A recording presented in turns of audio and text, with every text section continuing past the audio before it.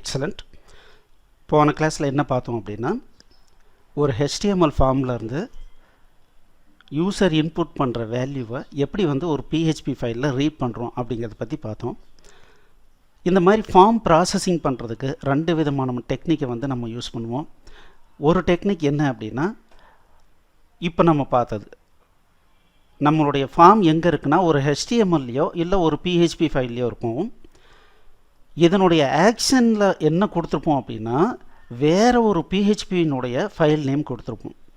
அப்போது இங்கே எப்போ சப்மிட் பட்டன் கொடுக்குறாங்களோ அப்போது இந்த ஃபார்ம்னுடைய டேட்டாவோடு சேர்த்து என்னாகும், அந்த PHP ஃபைலுக்கு போகும். அங்கே நம்ம வேணுங்கிற டாக்குமெண்ட் டீட்டெயிலை நம்ம ரீட் பண்ணிக்கிறோம். பட் ப்ரொஃபஷனலாக கோடிங் பண்ணும்போது இந்த மாதிரி பண்ண மாட்டாங்க. ஏன்னா ஒரு என்ட்ரி ஸ்க்ரீன் இருக்குதுன்னு வச்சுக்கோங்களேன், புதுசாக ஒரு என்ட்ரி பண்ணணும், மாடிஃபை பண்ணணும், டெலீட் பண்ணணும், இது எல்லாமே தனித்தனியாக க்ரியேட் பண்ணிட்டு இருந்தோம்னா நிறைய ஃபார்ம்ஸ் வந்துடும். அப்புறம் அதை மேனேஜ் பண்ணுறது ரொம்ப சிரமமாக இருக்கும். அதை அவாய்ட் பண்ணுறதுக்காக என்ன பண்ணுவாங்கன்னா இந்த மெத்தட் யூஸ் பண்ணுவாங்க. என்ன அப்படின்னா, ஒரு ஃபார்ம் அண்ட் ப்ராசஸிங் இது ரெண்டுமே எங்கே இருக்கும் அப்படின்னா ஒரே ஃபார்மில் இருக்கும். சரி, எப்படி அதை மேனேஜ் பண்ண போகிறோம் அப்படின்னா அதுக்கு ஒரு ஸ்டாண்டர்டான டெக்னிக் நம்ம ஃபாலோ பண்ணுறோம்.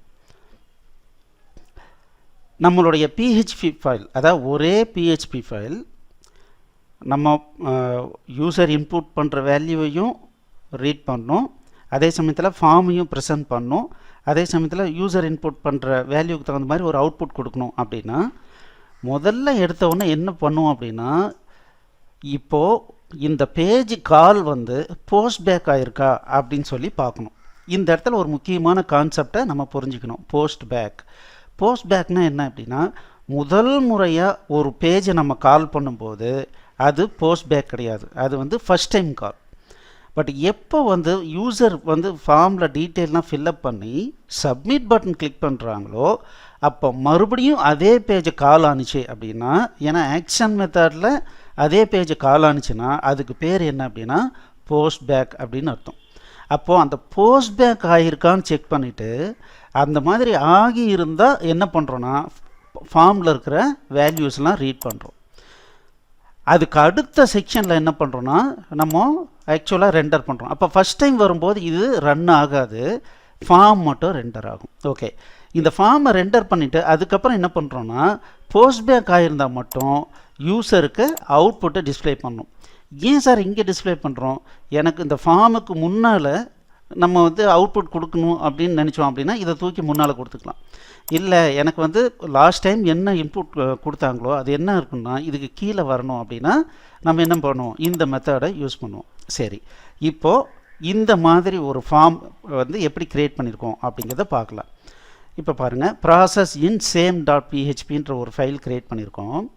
இதில் என்ன பண்ணியிருக்கோன்னா ஃபஸ்ட்டு செக்ஷனில் ரீட் பண்ணுறதுக்கு உண்டான இது பண்ணியிருக்கோம், ஒரு கோடிங் எழுதிட்டோம். இங்கே பார்த்தீங்கன்னா நேம், இமெயில் ரெண்டு வேரியபிள் க்ரியேட் பண்ணியிருக்கோம். அந்த ரெண்டுலேயும் எம்டி அசைன் பண்ணிட்டோம்.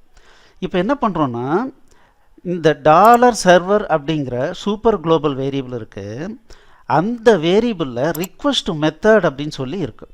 இதை நம்ம கெட் பண்ணோம் அப்படின்னம்னா ஃபஸ்ட் டைம் ஆகுதா இல்லை போஸ்ட்பேக் ஆகுதா அப்படிங்கிறது நமக்கு தெரியும். சப்போஸ் இந்த ரிக்வெஸ்ட் மெத்தடில் போஸ்ட் அப்படிங்கிற வேல்யூ இருந்துச்சுன்னா என்ன அர்த்தம் அப்படின்னா இப்போ போஸ்ட்பேக் ஆகிருக்கு அப்படின்னு அர்த்தம்.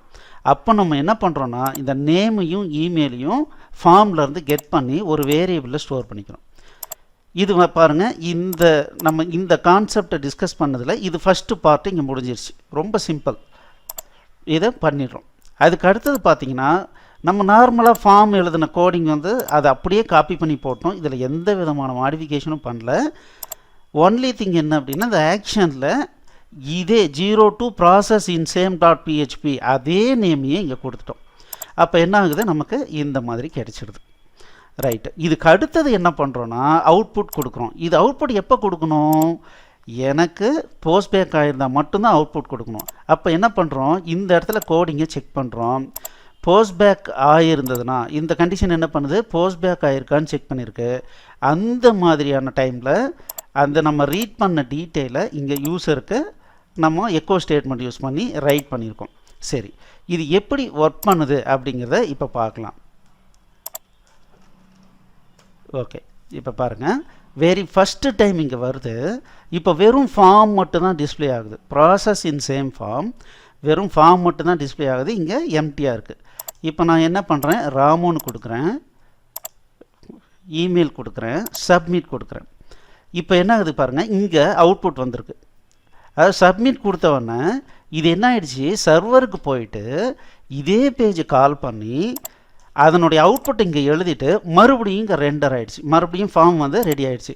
இப்போ நான் என்ன பண்ணுறேன், சோமு kumar@gmail.com அப்படின்னு கொடுத்துட்டு சப்மிட் பண்ணேன்னா இந்த இடத்துல இப்போ வந்து ராமு இது இருக்கிறதுக்கு பதிலாக என்ன இருக்கும், இந்த ரெண்டு இன்புட்டும் இந்த செக்ஷனில் ரீட் ஆகிருக்கும்.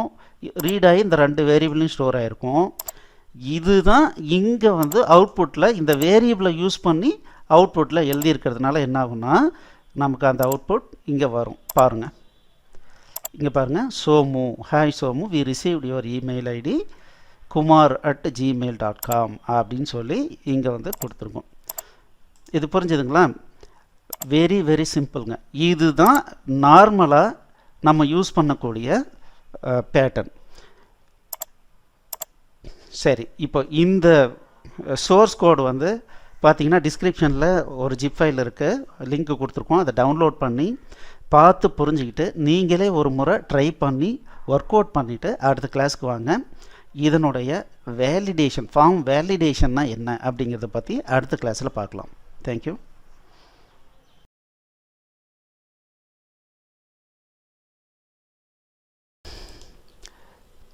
எக்ஸலண்ட்.